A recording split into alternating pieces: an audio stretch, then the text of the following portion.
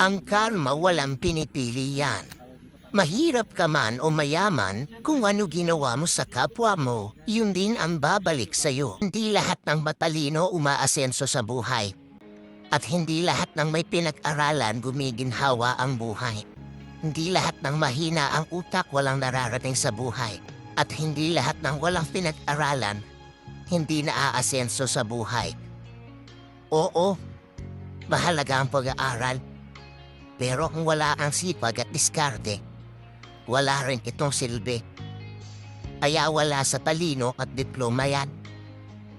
Wala rin yan kahit mahina ang utak at walang natapos.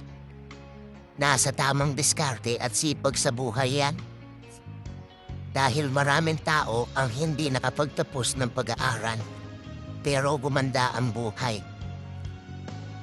Pinanganak ka ng mahirap, choice natin kung mananatili pa rin tayong mahirap o magsumikap para tuminhawa ang buhay. Kung sino pa yung umutang sila pa yung pasarap sa buhay. Samantalang yung nagpautang todo tipid kasi di pa nababayaran.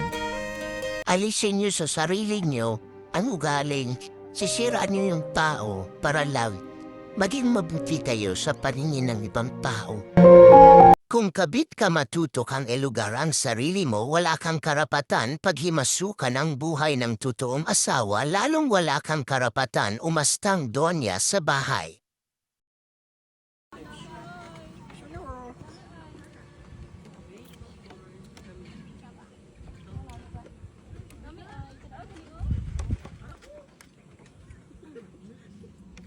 Uri ng mangumuta, manananggal ng dangal. Tawag sa nangungutang na nawalan ng dangal dahil sa kakapalan ng mukha.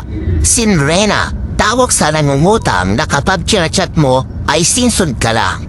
May dusa, tawag sa nangungutang na bibigyan ka ng hinadbis at pagdudusa dahil ayaw magbayad. Kapre, cho, tawag sa nangungutang at ipopost sa FB ang mga luho at kapritsyo. Michael Jackson, tawag sa nangungutang na nagsasabing magbabayad pero joke lang pala, kaya nga ka. Werewolf, tawag sa nangungutang na hindi na makita ang whereabouts at nawawalang parang bula.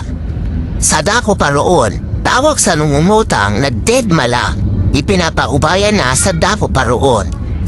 Exorcistic, tawag sa nangungutang na nagdadahilang kunwari ay may sakit para di makapagbayad. Kalmatayan, tawag sa nangungutang na kalmadong kalmado at unapul na parang walang pakialam. Bruhais, tawag sa nangungutang na ayaw talagang magbayad kaya napapahais ka na lang sa inis. Uri ng Sana sa mga anak, sa tuwing kailangan kanila, hinahanap ka at kailangan nila ng haplos mo, ng kalinga mo, ng yakap mo. Huwag mong ipagkait ito. Huwag mong ilayo ang sarili mo.